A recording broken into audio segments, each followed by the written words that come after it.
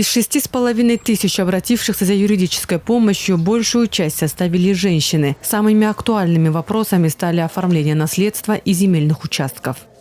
Основные задачи Министерства функций – это правовое просвещение, один из основных задач. Вот акция «Декада» тоже по оказанию бесплатной юридической помощи, тоже она была, как рано отмечено, приручена ко дню принятия Всеобщей декларации прав человека 1948 года, 10 декабря, Генеральной Ассамблеи ООН. Да?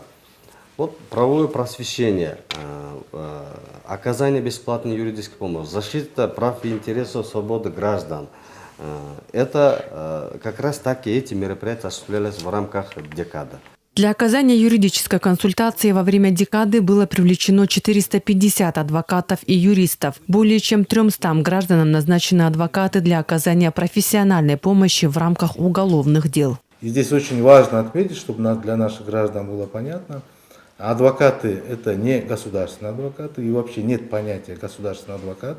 Это частные адвокаты, с которым государство заключает соответствующий договор на оказание бесплатной юридической помощи. То есть помощь юридическая для граждан бесплатна, а для адвокату со стороны государства оплачивается соответствующий гонорар. На проведение декады из бюджета страны не было выделено ни сома, отмечают в ведомстве. Все расходы на себя взяло Министерство юстиции.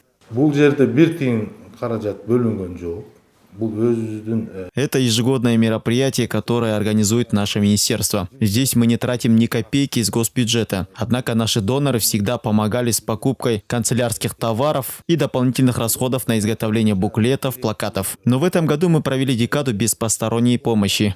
В Министерстве юстиции отметили, что с завершением декады по оказанию бесплатной юридической помощи консультации граждан не прекращаются. До конца года планируется запустить горячую линию, а пока нуждающиеся в юридической поддержке могут позвонить по номерам, указанным на сайте министерства.